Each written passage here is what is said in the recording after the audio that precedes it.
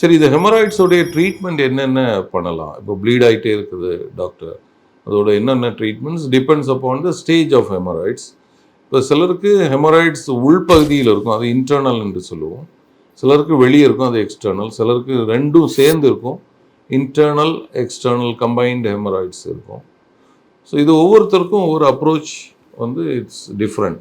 Great of ஹெமராய்ட்ஸ்ன்றது வந்து நம்ம உள்பகுதியில் மட்டும் தான் இருக்குது, நம்ம ப்ராக்டோஸ்கோப் வைத்து தான் அதை கண்டுபிடிக்க முடியும். அப்படி இருக்கிறவங்களுக்கு கிரேட் 1 ஹெமராய்டு என்று சொல்லுவோம். இந்த கிரேட் 2 ஹெமராய்ட்ஸுங்கிறது வந்து பார்த்தீங்கன்னாக்க ஆசன வாயிலில் வந்து மோஷன் போகும்போது வரும், அப்புறம் பார்த்தீங்கன்னா உள்ளே போயிடும். ஸோ இதுதான் வந்து கிரேட் 2 ஹெமராய்ட்ஸ். கிரேட் 3 வந்து பார்த்தீங்கன்னாக்க சிலருக்கு அது பல்ஜ் ஆகி வெளியே வந்து இருக்கும். ஸோ இந்த மாதிரி இருக்கிறது தான் கிரேட் 3 ஹெமராய்ட்ஸ். கிரேட் 4 வந்து அதில் காம்ப்ளிகேட் ஆகுது, த்ரோம்போஸ் ஆகி அல்சரேட் ஆகிறது, இந்த மாதிரி ஆகிறது வந்து.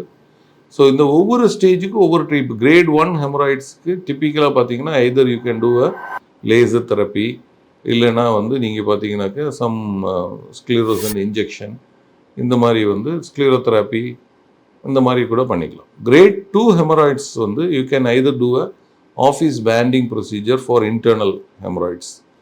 பட் அதில் சிலருக்கு ரெக்கரன்ஸ் இருக்குது. ஸோ லேசர் தெரப்பியில் வந்து பார்த்திங்கன்னா கம்ப்ளீட் க்யூர் ஆகிடுறாங்க. Grade 3 or combined prolapsing haemorrhoids இருக்கிறவங்களுக்கு பார்த்தீங்கன்னாக்கா you can offer them laser therapy as well as சர்க்கம்ஃபரன்ஷியலாக ஒரு இன்டர்னல் ப்ரொலாப்சிங் ஹெமராய்ட்ஸ் இருக்கிறவங்களுக்கு there is a treatment called as stapler haemorrhoidopexy. So MIPH அப்படிங்கிற ஒரு ட்ரீட்மெண்ட் இருக்குது. ஸோ அவங்களுக்கு வந்து நல்ல ப்ரொலாப்சிங் ஹெமராய்ட்ஸ் இருக்கிறவங்களுக்கு அந்த ஸ்டேப்லர் ஹெமராய்டோபெக்சி யூஸ்ஃபுல்லாக இருக்குது.